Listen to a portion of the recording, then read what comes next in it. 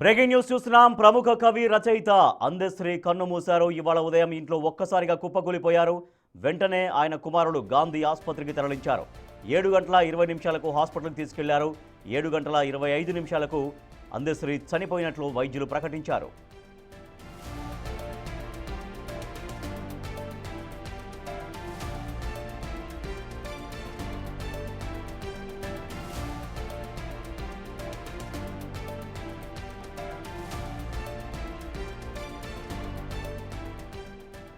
Breaking news చూస్తున్నాం. ఒక విషాదకరమైన వార్త చూస్తున్నారు. అందశ్రీ ప్రఖ్యాత కవి అందశ్రీ కన్నుమూశారు. ప్రముఖ కవి రచయిత అందశ్రీ కన్నుమూశారు. ఇవాళ ఉదయం ఇంట్లో ఒక్కసారిగా ఆయన కుప్పకూలిపోయారు. వెంటనే ఆయన కుమారులు ఆయన్ని గాంధీ ఆసుపత్రికి తరలించారు.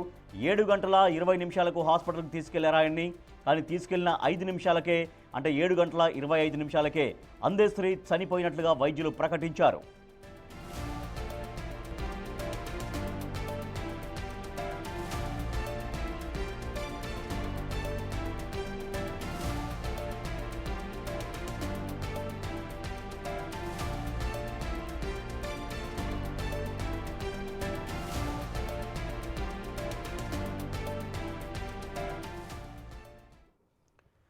ప్రఖ్యాత కవి అందశ్రీ కన్నుమూశారు. వాళ్ళ ఉదయం 7 గంటల సమయంలో తన ఇంట్లో కుప్పకూలిపోయారు. వెంటనే కుమారుడు ఆయన్ని గాంధీ ఆసుపత్రికి తరలించారు.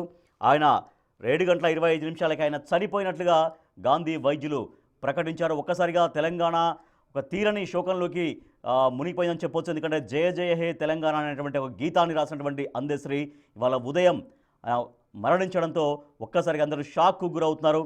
మా అసోసియేట్ ఇన్పుట్ ఎడిటర్ నగేష్ మరింత సమాచారం అందిస్తారు.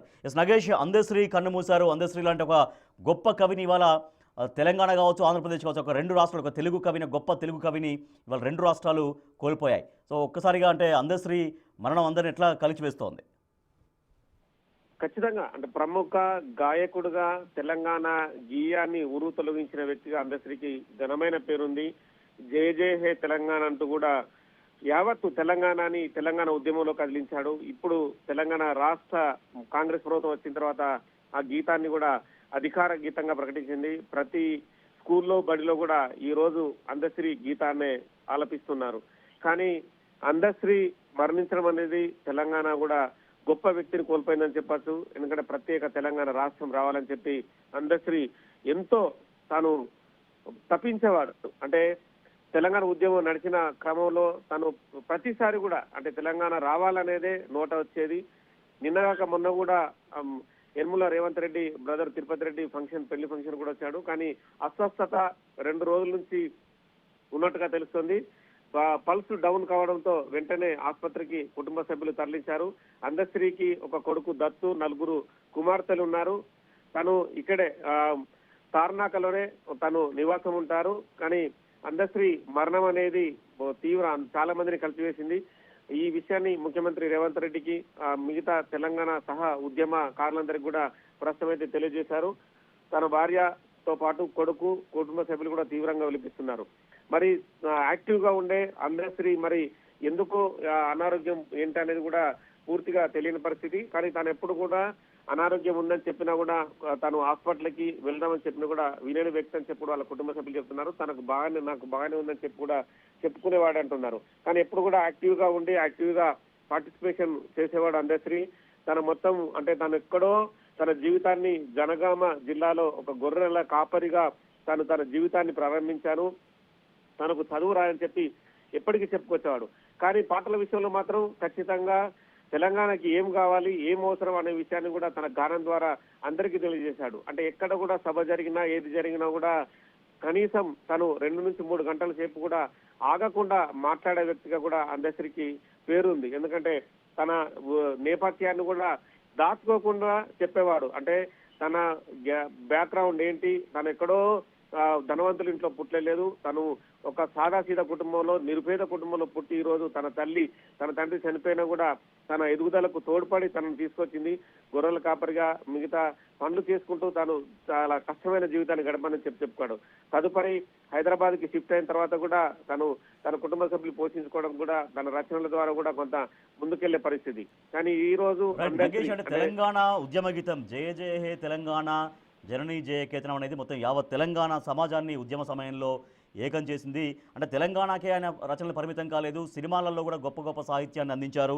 అది రెండు రాష్ట్రాల తెలుగు ప్రజల్ని కూడా చాలా ఎక్కువగా అశేషంగా ప్రజల అభిమానాన్ని చూరగొన్నటువంటి పాటలు కూడా చాలా అనేకంగా ఉన్నాయి సినిమాల రూపంలో. ఆర్ నారాయణమూర్తి సినిమా కావచ్చు, ఇంకా మరొక కొన్ని సినిమాల్లో కావచ్చు, ఆయన చాలా అద్భుతమైన సాహిత్యాన్ని అందించినటువంటి విషయాన్ని కూడా గుర్తు చేసుకుంటారు అందరు. అవును, అంటే ఒక చదువురాని వ్యక్తి కూడా సాహిత్యాన్ని ఇంత అందిస్తాడా అనేది కూడా చాలా మంది ఆశ్చర్యపోయారు. ఎందుకంటే చాలా మంది చదువుకున్న వ్యక్తులు సాహిత్యం కొంత అలవాటు ఉన్న తర్వాతనే పదాల కూడలిక అనేది కూడా చాలా ఇంపార్టెంట్. కానీ ఒక చదువురాని వ్యక్తి జయ జయ హే తెలంగాణ పాటలు కూడా తను అంటే మనం పాట పాడుకున్నా కూడా జయ జయ హే తెలంగాణ జనని జనగీతనం అని చెప్పి పాడిన దాంట్లో కూడా తను నదులని, అలాగే మన సంస్కృతిని, అలాగే మనకు తెలంగాణలో ఉండే మిగతా అన్ని కూడా కలిపి పాడడం అనేది కూడా చాలా గొప్ప విషయం. ఎందుకంటే తన సాహిత్యం అందరికీ ఉపయోగపడాలి, ప్రతి వ్యక్తి కూడా ఖచ్చితంగా అలవర్చుకోవాలని చెప్పి కూడా ఎప్పటికప్పుడు చెప్తుండేవాడు. ఎక్కడికి వెళ్ళినా కూడా సాదా సీదాగానే ఉండేవాడు. గతంలో కేసీఆర్ ప్రభుత్వంలో కూడా కేసీఆర్ కూడా దగ్గరికి తీశాడు. కానీ జై జై హే తెలంగాణ గీతాన్ని అనేది ఇప్పటికీ వాళ్ళు అధికారికంగా ప్రకటించకపోవడంతో చాలా వరకు వాళ్ళకి దూరంగా తదుపరి ఉన్నాడు. కానీ మళ్ళీ కాంగ్రెస్ గవర్నమెంట్ వచ్చిన తర్వాత ఆ గీతాన్ని ఖచ్చితంగా రాష్ట్ర గీతంగా ప్రకటిస్తామని చెప్పి ముఖ్యమంత్రి రేవంత్ రెడ్డి ప్రకటించారు. అలాగే ప్రకటించారు. ఆ పురస్కారాన్ని కూడా అందశ్రీకి అందజేశారు. అందశ్రీ ఎప్పుడు పిలిచినా కూడా ముఖ్యమంత్రి రేవంత్ రెడ్డి పలికేవారు. అంటే అందశ్రీ అనే సాదా సీదా వ్యక్తి కూడా ఎంత గొప్పగా ఉన్నాడనేది కూడా మనకు అర్థమవుతోంది. కానీ అందశ్రీ మనం కూడా చాలా సందర్భాల్లో కూడా మన స్టూడియోకి పిలిచాం, రెగ్యులర్ గా ఇంటర్వ్యూ చేసినా కూడా తన గొంతే గంభీరంగా ఉండేది. ఎప్పుడు ఏది మాట్లాడినా కూడా అందరినీ పలకరించుకుంటూ ఆప్యాయంగా మాట్లాడే వ్యక్తి. కానీ అదే అందశ్రీని ఈ రోజు కోల్పోవడం కూడా యావత్ తెలంగాణ దిగ్భ్రాంతికి గురి చేసిందని చెప్పచ్చు. ప్రస్తుతం అయితే అందశ్రీ భౌతిక కాయం గాంధీ ఆసుపత్రిలో ఉంది. తదుపరి ఆ కుటుంబ సభ్యులు మరి తన సొంత ఊరికి తీసుకెళ్తారా లేదా హైదరాబాద్ లోని తార్నాకంలో ఉంచుతారా ఏంటనేది కూడా చూడాల్సిన అవసరం ఉంది. ఇంకా ముఖ్యమంత్రి కార్యాలయం నుంచి కూడా కొంత వాళ్ళకి విధి విధానాలకు సంబంధించిన కొంత డైరెక్షన్ వచ్చే అవకాశం కనిపిస్తుంది. ఎందుకంటే యావత్ తెలంగాణ గీతమే కాదు, తెలంగాణ ప్రజల్ని ఉరుతొలగించి తెలంగాణ రాష్ట్రం రావడంలో ఒక తోడ్పాటైన ఒక వ్యక్తి మరణం అనేది కూడా ఇప్పటికీ యావత్ తెలంగాణ ప్రజల్ని, ఉస్మానియా యూనివర్సిటీ కావచ్చు, మిగతా తెలంగాణలోని పాలమూరు యూనివర్సిటీ, మిగతా విద్యార్థులందరినీ కూడా తీవ్రంగా కలిసివేసిందని చెప్పచ్చు.